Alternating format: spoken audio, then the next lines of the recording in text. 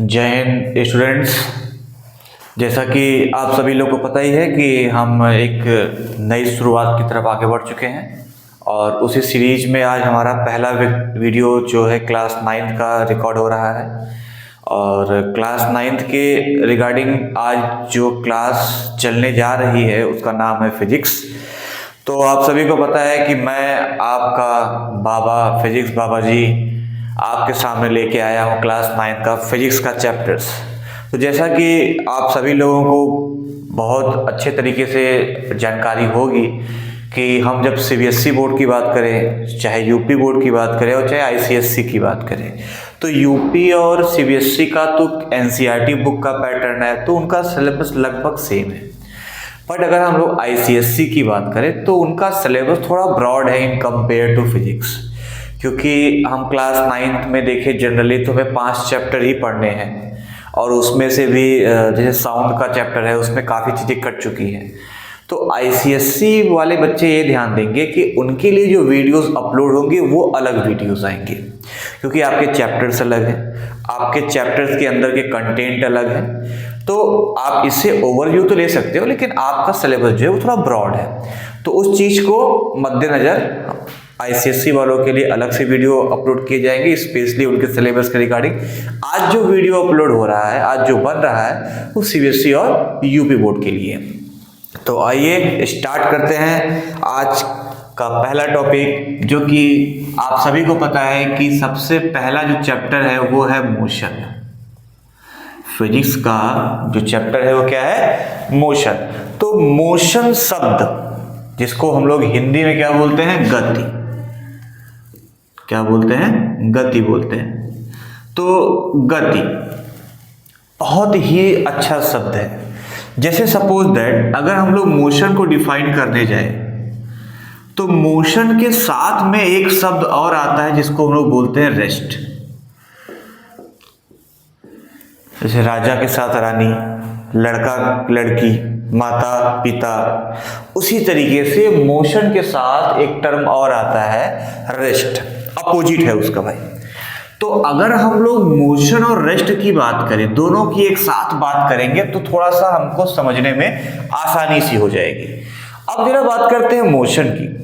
तो कहते ये हैं कि मोशन हम उस चीज को कहते हैं कि जब टाइम के साथ, मतलब टाइम तो चेंज होगा ही होगा, टाइम के साथ पोजीशन भी चेंज हो जाए। अगर टाइम के साथ, मतलब टाइम तो चेंज होगा ही भाई, टाइम को रोकने वाला अभी कौन पैदा हुआ है? तो टाइम तो वही रहेगा, टाइम अपना चलता रहेगा अपने हिसाब से, 1 सेकेंड 2 सेकेंड जो भी टाइम अपना है, टाइम तो हमेशा चेंज होगा। तो अगर टाइम के साथ हम पोजीशन भी चेंज कर दे किसी भी चीज का, तो वहां पर जो चीज प्रोड्यूस होगी वो क्या होगी? मोशन होगा। और डिटेल में समझते हैं। जैसे मान लीजिए अभी 10 बज रहे हैं, 10 o'clock हो रहा AM, और आप किसी जगह पे इस प्लेस पे खड़े हो, इस पोजीशन का नाम है A। आप पोजीशन A पे खड़े हुए हो। अब मैंने कुछ टाइम चेंज किया, मान लिया अब हो रहा है 10 बज के, ये पॉइंट हो गया, 1 सेकेंड बढ़ा दिया हमने। अब 1 सेकेंड बाद मान लिया कि आपका जो पोजीशन A था अब वो डिस्प्लेस हो गया और कहां पे पहुंच गया? पोजीशन B पे आ गया। तो सोचिए 10 बजे आप A पर थे, 1 सेकेंड बाद आप कहां पे आ गए? B पे आ गए। तो देखिए टाइम के साथ यहां पर पोजीशन भी चेंज हुआ। जैसे आप घर जाते हो, जो चलना है, आप चल रहे हैं, तो आप घर जा रहे हैं, स्कूल जा रहे हैं, कॉलेज जा रहे हैं, तो टाइम तो चेंज होता है भाई, कुछ समय लगता है ना कोई काम करने के लिए। और वहां पर अगर क्या हो जाए, थोड़ा सा पोजीशन का चेंजिंग हो जाए, आपके प्लेस का चेंज हो जाए, आप कहीं और है फिर कहीं और हो जाए, तो ऐसे टर्म्स को हम लोग क्या रिलेट करते हैं? मोशन देते हैं। अब सवाल आया रेस्ट। तो अभी तक कहेंगे सर जी रेस्ट माने तो आराम करना होता है। तो देखिए फिजिक्स की भाषा में आराम करना भी गजब होता है। कहते हैं कि रेस्ट में टाइम तो चेंज होगा बेटा आपका। रेस्ट में शायद ऊपर हो गया थोड़ा सा, तो आपको दिख नहीं रहा होगा, मैं थोड़ा नीचे लिखने का प्रयास करता हूं। तो अगर रेस्ट में देखें तो टाइम आपका चेंज हो रहा है, लेकिन पोजीशन में चेंजिंग नहीं आ रही है। जो पोजीशन चेंज है वो नहीं हो रहा है। तो जब टाइम के साथ पोजीशन चेंज ना हो तब वो क्या होगा, रेस्ट पे होगा। जैसे मैं रुका हुआ हूं, अभी टाइम बदल गया। जब मैं खड़ा हुआ था उस समय कुछ और टाइम था, अभी कुछ टाइम बीत गया, कुछ सेकंड बीत गए, मेरा पोजीशन नहीं चेंज हुआ। तो इट मींस मैं कहां पे हूं, मैं किस अवस्था में हूं, मैं रेस्ट की पोजीशन में हूं। तो इस टर्म्स को हम लोग क्या बोलते हैं, रेस्ट बोलते हैं। तो आशा करता हूं कि आप लोग को ये टर्म्स क्लियर हो गया होगा कि मोशन क्या होता है, रेस्ट क्या होता है। तो फिर से बता देता हूं, मोशन क्या होता है, जब टाइम के साथ पोजीशन में चेंज आए तो मोशन होगा, और जब टाइम के साथ पोजीशन में कोई भी चेंज ना हो तो क्या होगा, रेस्ट होगा। अब बढ़ते हैं अपने अगले टॉपिक्स की तरफ। तो जो हमारा अगला टॉपिक है वो है distance and displacement.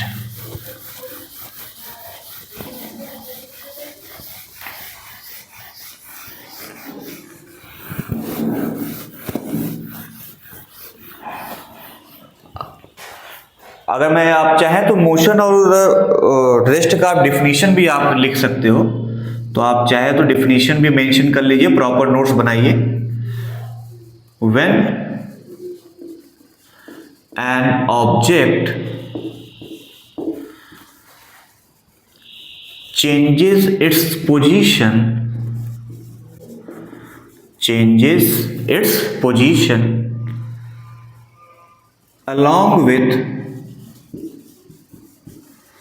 along with time, या हम ये भी लिख सकते हैं with respect to time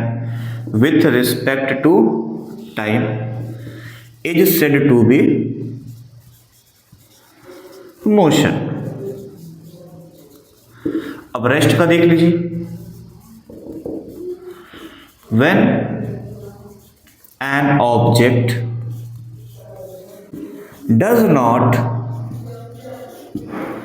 change its position along with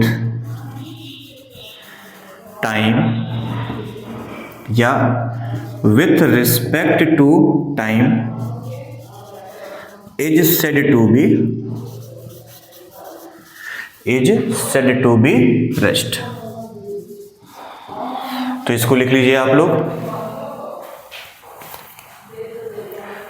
चलिए आइए अब बढ़ते हैं अपने अगले टॉपिक की तरफ।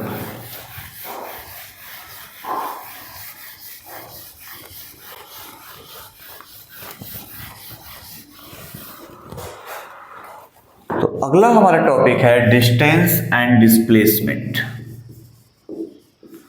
Distance and displacement.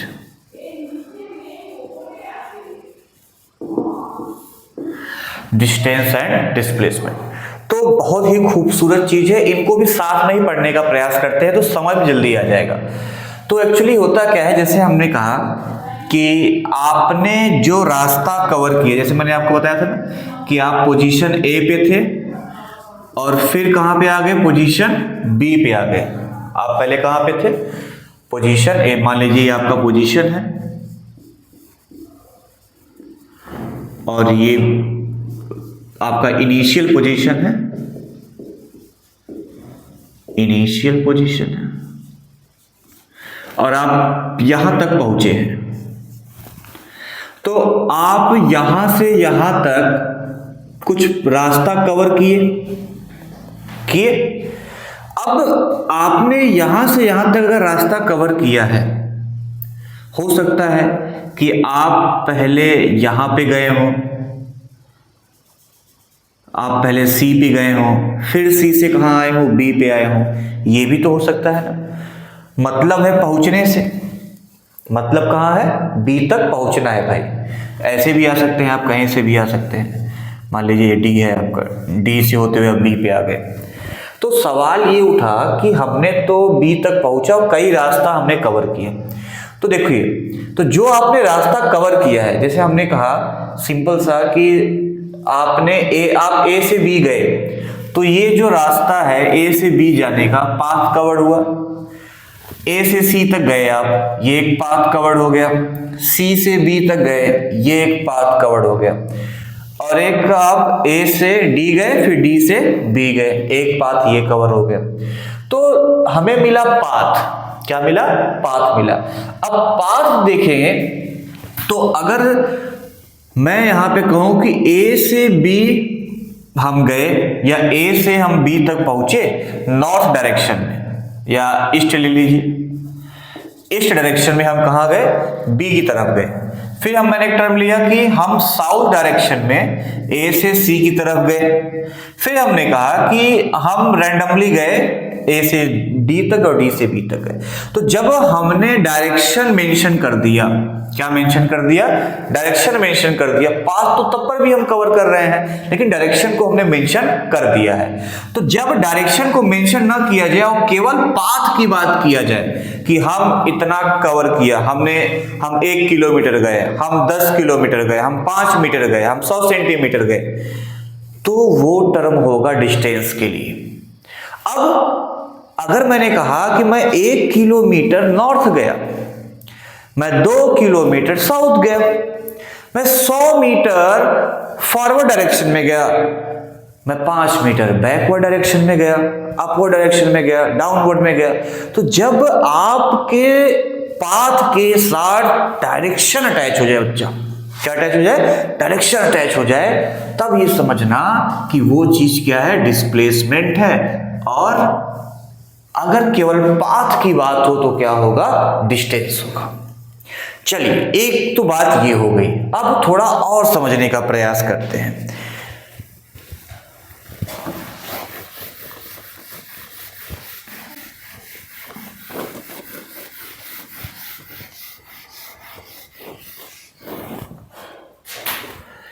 अब यहां पे हमने ये देखा कि जब ए से हम बी तक गए, तो जब हम डायरेक्शन की बात कर रहे थे तो डिस्प्लेसमेंट हो रहा था, और जब हम डायरेक्शन की बात नहीं कर रहे थे तो डिस्टेंस हो रहा था वो। अब जरा ये बताइए कि अगर मैं एक और रास्ता ले लूं यहां पे, तो सपोज दैट, और अच्छे से फिगर ड्रॉ करते हैं, ये ऐसा ड्रॉ किया जाए, ये मान लीजिए ए हो गया, ये बी हो गया और ये सी हो गया। अभी आप ए पे खड़े हो और आपको सी तक जाना है। कहां तक जाना है? आपको सी तक जाना है। तो क्योंकि अब ध्यान से देखिए, आप ए से बी तक आओगे और बी से सी तक आओगे, तब सी तक पहुंचोगे। और एक रास्ता है कि आप डायरेक्ट कहां चले जाइए? ए से सी तक चले जाइए। यहां पर कहीं पर भी डायरेक्शन की बात नहीं हुई है, यहां पे डायरेक्शन की बात नहीं हो रही है। तो अगर हम देखें तो कैसे पहचानेंगे कि डिस्टेंस कौन सा रास्ता हमारा डिस्टेंस में होगा और कौन सा रास्ता डिस्प्लेसमेंट के लिए होगा? तो अगर आप ध्यान से देखिए, तो आप यहां से शुरू कर रहे हो तो ये आपका हो गया इनिशियल पॉइंट। आपने रास्ता यहां से शुरू किया है तो ये हो गया इनिशियल पॉइंट, और यहां आपको पहुंचना है तो ये हो गया आपका फाइनल पॉइंट। अब डिस्टेंस और डिस्प्लेसमेंट को अब पहचानना हुआ तो कैसे पहचानेंगे? तो जब डिस्टेंस और डिस्प्लेसमेंट को ऐसे कंडीशन में पहचानना हुआ जहां पाथ अलग अलग है, जहां पाथ का लेंथ अलग अलग है, तो वहां देखते हैं कि जो शॉर्टेस्ट पाथ होता है, जो सबसे छोटी दूरी होती है, तो जो शॉर्टेस्ट पाथ आपका होगा, जो सबसे छोटा रास्ता होगा, वो हो जाएगा डिस्प्लेसमेंट। क्या हो जाएगा? डिस्प्लेसमेंट हो जाएगा। और जो बड़ा रास्ता है, क्या है? जो बड़ा रास्ता है वो क्या हो जाएगा? आपका डिस्टेंस हो जाएगा। तो दो टर्म केस में हमने देखा, एक केस में देखा डिस्टेंस और डिस्प्लेसमेंट को निकालने का कि जब पाथ सेम हो, पाथ की लेंथ क्या हो? सेम हो, तो हम डिस्टेंस और डिस्प्लेसमेंट कैसे पहचानेंगे? अगर डायरेक्शन दिया है तो डिस्प्लेसमेंट है, अगर डायरेक्शन की बात हो रही है, अगर डायरेक्शन की बात नहीं हो रही है तो डिस्टेंस हो जाएगा। लेकिन ऐसा केस जहां पे पाथ ही अलग हो, अब कई पाथ हैं, तो वहां हम लोग क्या करेंगे? ये देखेंगे कि जो सबसे छोटा रास्ता होगा, फाइनल से इनिशियल तक जाने का जो सबसे छोटा रास्ता होगा बेटा, वो आपका क्या होगा? डिस्प्लेसमेंट होगा। और जो बड़ा रास्ता होगा वो क्या होगा? आपका डिस्टेंस होगा। अब आइए थोड़ा सा और बात करते हैं इस पे, कुछ क्वेश्चन के हिसाब से करते हैं तो ज्यादा मजा आएगा हम लोगों को। आइए,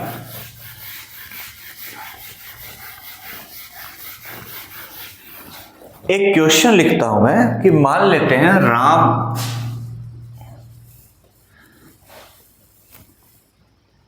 5 किलोमीटर साउथ में गया।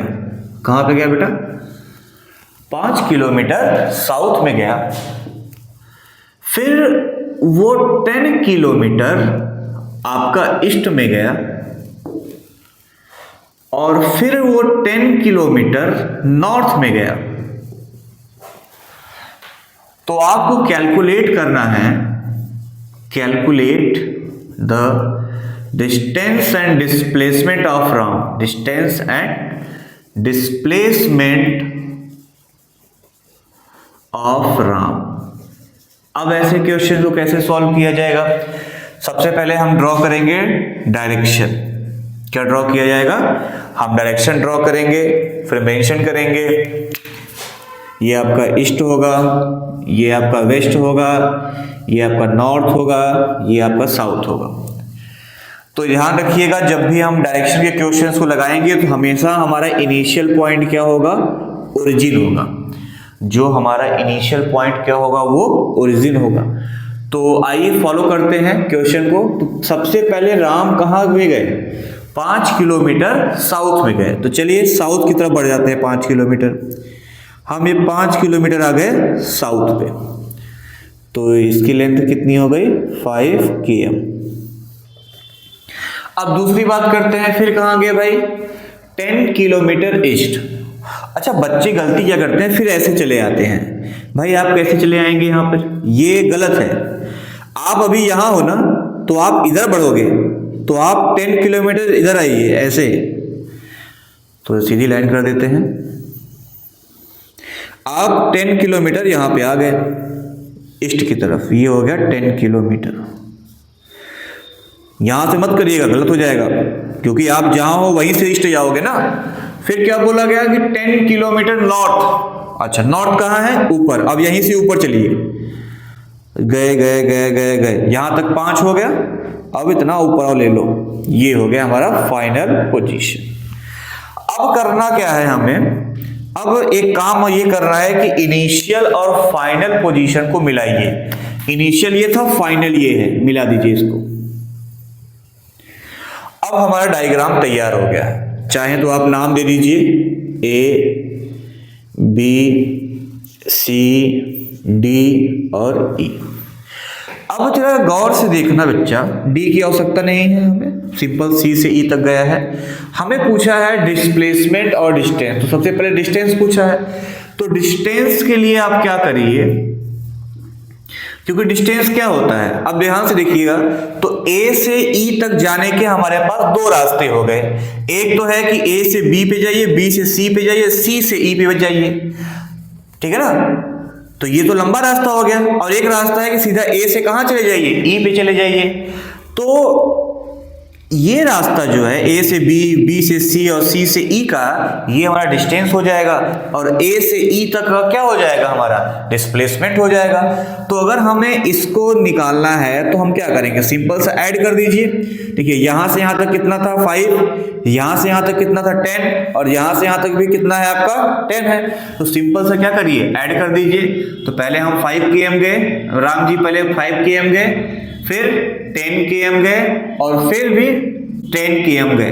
तो 10 10 25 किलोमीटर हमारा क्या आ गया? डिस्टेंस आ गया। अब डिस्प्लेसमेंट निकालने की बात, मतलब हमें ये सॉल्व करना पड़ेगा। अब जरा ध्यान से देखिए, क्या ये पूरा का पूरा आपका एक राइट एंगल ट्रायंगल बन रहा है? बिल्कुल बन रहा है। तो अगर ध्यान से देखा जाए तो क्योंकि हमें इसकी लेंथ निकालनी है, मतलब हाइपोटेनस निकालना पड़ेगा। तो ये पूरा यहां से यहां तक 10 है और यहां से यहां तक 5 किलोमीटर है। तो यहां से यहां तक भी कितना होगा? 5 km होगा। सिंपल सा देखो, ये पूरा 10 था और यहां तक 5 km था ये वाला। तो ये भी कितना होगा? 5 km होगा। तो 5 km ये हो गया और 5 km ये हो गया, दोनों मिले कितने हो गए? 10 km हो गए। और ये आपका 10 है तो ये भी आपका कितना होगा? 10 km होगा। तो क्या यहाँ पे पाइथागोरस का थ्योरम लगाकर हम इसकी वैल्यू निकाल सकते हैं? बिल्कुल निकाल सकते हैं, आइए निकालते हैं। तो पाइथागोरस थ्योरम क्या कहता है? हाइपोटेनस का square is equal to perpendicular का स्क्वायर प्लस बेस का स्क्वायर। तो हाइपोटेनस तो अपने को निकालना ही है बेटा, परपेंडिकुलर अपने पास कितना है 5 का स्क्वायर मतलब 25 है, और बी मतलब बेस कितना है 10, 10 का स्क्वायर कितना हो जाएगा 10 इंटू 10, 1 2 3 4, 10 इंटू 10 100 होगा, कितना होगा 100। ऐड करिए जरा, तो कितना आ रहा है 125। h निकालेंगे तो क्या आएगा अंडर रूट 125। इसको सॉल्व करते हैं, इसको हम लोग क्या लिख सकते हैं 25 इंटू 5 लिख सकते हैं, फिर 25 को रूट से बाहर करो कितना आएगा 5 रूट 5। अब आप रूट 5 की वैल्यू रख करके, अब रूट 5 की वैल्यू क्या होगी याद ही नहीं है आपको, तो चलिए आपको अप्रॉक्स वैल्यू निकालना बता देते हैं। क्योंकि रूट 5 है ना, तो रूट 5 के पहले आता है 4, और 4 किसका स्क्वायर रूट होता है 2 का होता है, तो ये भी क्या होगा लगभग आपका 2.2 के आसपास इसकी वैल्यू होगी अप्रॉक्स।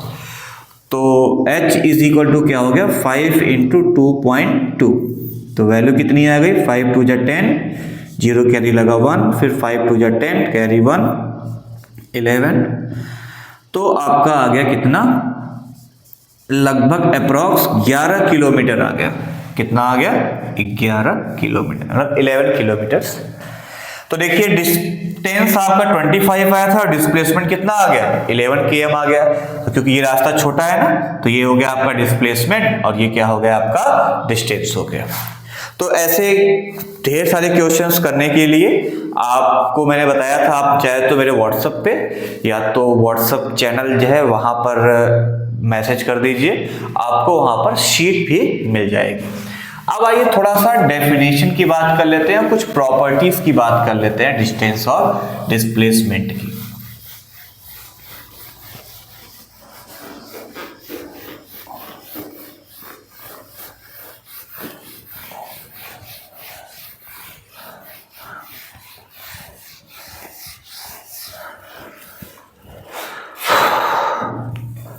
आइए सबसे पहले बात करते हैं डिस्टेंस की।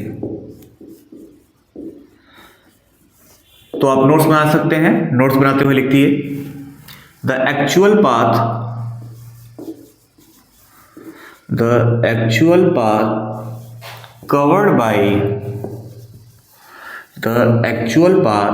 covered by an object is called distance। Unit की बात कर लेते हैं बेटा। यूनिट मतलब क्या होता है, वो स्टैंडर्ड पैरामीटर जिससे हम किसी भी चीज को मेजर करते हैं। तो डिस्टेंस के लिए जो मेजरमेंट होता है वो, क्योंकि मीटर होता है पहली बात तो, लेकिन सवाल ये उठता है कि हम यूनिट्स को अगर ध्यान से देखें बेटा, तो यूनिट्स भी हमारी जनरली कई सिस्टम में आती हैं। जैसे एक आता है MKS सिस्टम, एक आपका आता है CGS सिस्टम, एक आपका आता है FPS सिस्टम। तो ये तो आपके सिलेबस से बाहर है बिल्कुल, तो इससे तो आपको कुछ मिलने वाला नहीं है, लेकिन जान लीजिए क्या होते हैं। MKS का मतलब होता है, M का मतलब होता है मीटर, मीटर होता है पक्का, हाँ मीटर ही होता है सर। K का मतलब किलोग्राम, पक्का सर, अरे हाँ भाई किलोग्राम ही होगा। और S का मतलब सेकंड होता है। अब C का मतलब सेंटीमीटर होता है, क्या होता है सेंटीमीटर होता है। G का मतलब आप तो पता ही कर लोगे ग्राम होता है। S का मतलब सेकंड ही होता है आपका। अब ये भी पता चल जाएगा आपको, फुट कहते हैं ना, 1 फीट 2 फीट 3 फीट वो वाला फुट। पाउंड, जो बच्चे मर्सी पढ़े होंगे शाइलाक वाली कहानी में ना, पाउंड निकालने की बात होती, पाउंड में मास निकालने की बात होती, तो पाउंड भी आपका क्या है मास को ही मेजर करता है। और ये क्या है, सेकेंड। तो 9th के सिलेबस में तो ये आने वाला नहीं है, आपको घूम फिर कर सीजीएस और एमकेएस सिस्टम ही आना है। तो डिस्टेंस को हम लोग एमकेएस में और सीजीएस, एमकेएस में एसआई सिस्टम भी रिलेट करता है, तो एसआई सिस्टम भी होता है, तो उसके बारे में भी आपको बता देते हैं हम, चाहे एसआई सिस्टम बोलिए आप और चाहे एमकेएस सिस्टम बोलिए, बोथ आर सेम। तो अगर हम लोग बात करें यूनिट ऑफ डिस्टेंस की स्पेशली, तो एसआई सिस्टम में तो एसआई यूनिट इसकी होती है मीटर बेटा। क्या होती है, मीटर होती है, और इसका डिनोशन क्या होता है, स्मॉल एम होता है। सीजीएस की बात कर लें तो इसका जो सीजीएस यूनिट होता है वो आपका क्या होता है, सेंटीमीटर होता है, सेंटीमीटर होता है और सीएम होता है। अब साथ में हायर यूनिट की बात किया जाए,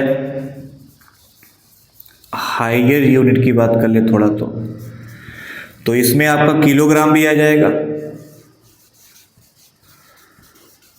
बाकी और टर्म्स की बात करें तो इसमें लाइट ईयर भी आ जाता है, बहुत लंबी हायर यूनिट्स की बात कर ले, हाईएस्ट यूनिट की बात कर ले तो लाइट ईयर भी आ जाता है। तो लाइट ईयर भी हम लोग डिस्टेंस को ही मेजर करने के लिए करते हैं।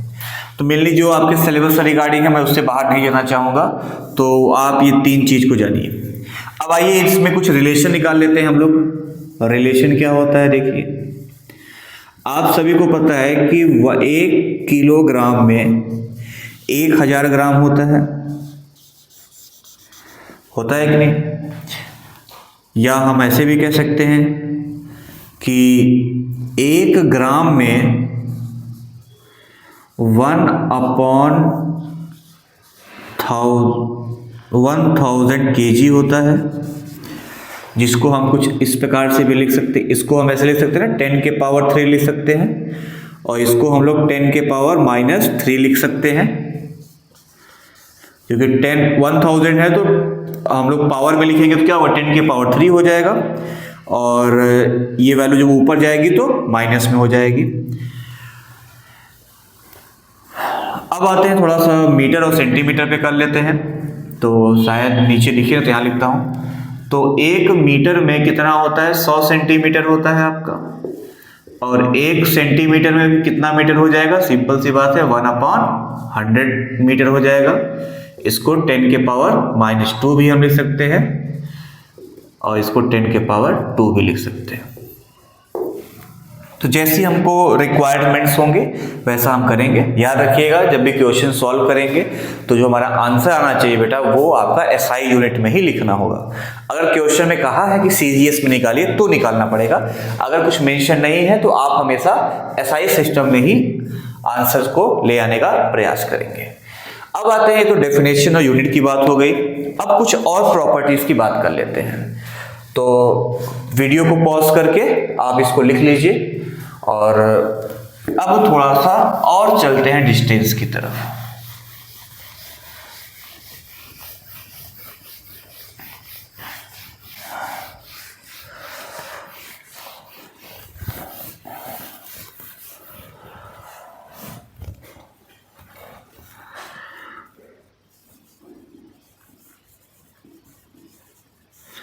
क्योंकि मैंने आपको पहले ही बता दिया था कि जो डिस्टेंस होता है वो डायरेक्शन पर डिपेंड नहीं कर रहा है, क्योंकि डायरेक्शन पर डिपेंड कौन कर रहा था, डिस्प्लेसमेंट। तो ये तो केवल पाथ पर डिपेंड कर रहा था।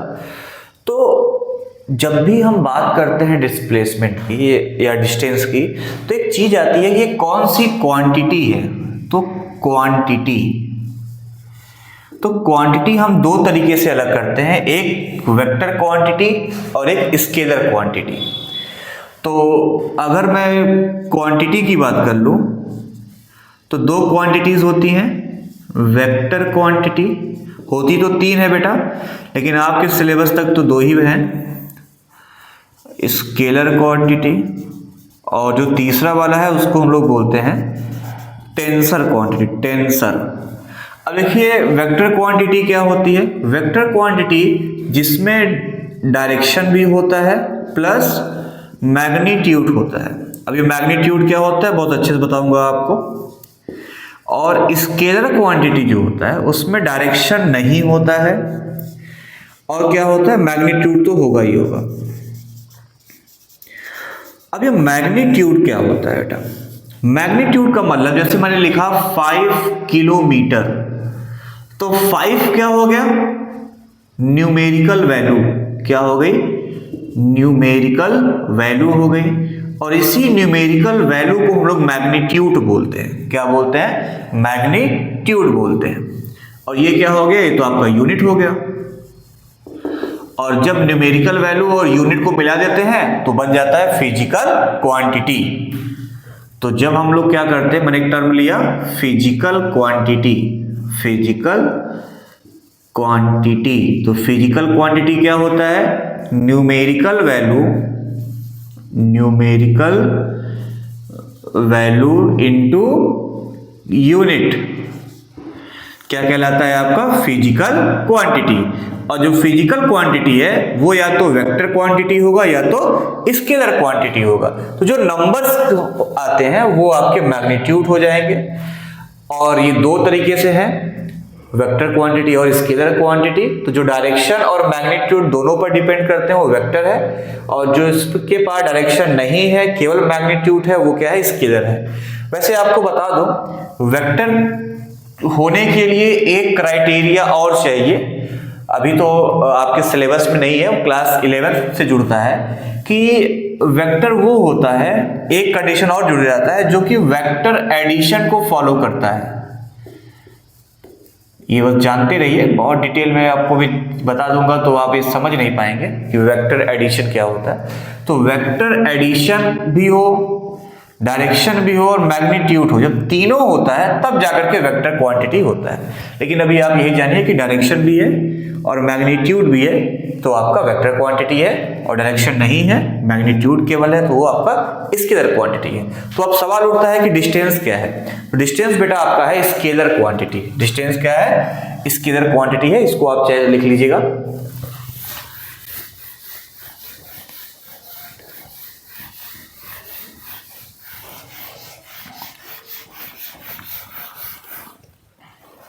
डिस्टेंस आपका क्या है? स्केलर क्वांटिटी है।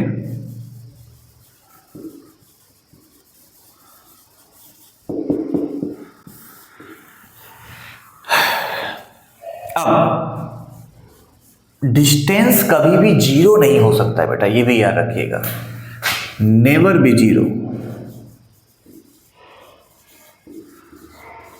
दूसरी चीज, ऑलवेज पॉजिटिव। जब जीरो नहीं हो सकता तो नेगेटिव होने कोई सवाल ही नहीं उठता।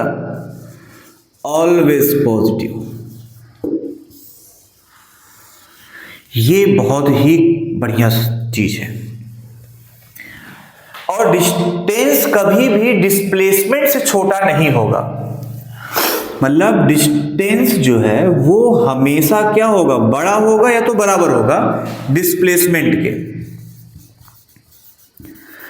जो डिस्टेंस होता है वो या तो डिस्प्लेसमेंट के बराबर होगा, हमने दोनों केस देखा था, या तो डिस्प्लेसमेंट के बराबर होगा या तो डिस्प्लेसमेंट से बड़ा होगा। लेकिन डिस्टेंस कभी भी डिस्प्लेसमेंट से छोटा नहीं हो सकता है। तो ये तीन प्रॉपर्टीज जो हैं ये आप बहुत ध्यान से याद रखिएगा, जो कि आपको आपके आंसर्स को बहुत ही कंसोलिड कर देगी। तो बहुत मजा आएगा जब भी आप डिफिनीशन लिखिएगा, तो डिफिनीशन के साथ यूनिट भी लिखिए, यूनिट के साथ क्वांटिटी भी लिखिए, और क्वांटिटी के साथ इन तीन प्रॉपर्टीज को भी मेंशन करिए कि डिस्टेंस कभी भी जीरो नहीं होगा, डिस्टेंस हमेशा क्या होगा? पॉजिटिव होगा, और डिस्प्लेसमेंट से बड़ा होगा हमेशा कौन? डिस्टेंस। या तो बराबर भी हो सकता है लेकिन छोटा कभी भी ना होगा। डिस्टेंस कभी भी डिस्प्लेसमेंट से छोटा हो ही नहीं सकता, क्योंकि भाई डिस्प्लेसमेंट तो ही शॉर्टेस्ट पाथ है ना। जब शॉर्टेस्ट पाथ डिस्प्लेसमेंट है तो ये कैसे छोटा होगा? इतने से बड़ा वाला होता है ना, जो बड़ा रास्ता होता है वो डिस्टेंस वाला होता है। तो ये आपको याद रखने की बात है। अब आइए थोड़ी सी प्रॉपर्टी की बात कर लेते हैं हम लोग डिस्प्लेसमेंट की।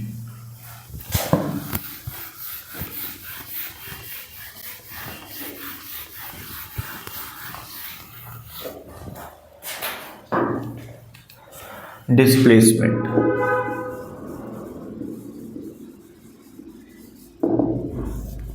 अगर डिस्प्लेसमेंट की बात करें, डिफिनेशन की बात पहले कर लेते हैं। The shortest path the shortest path covered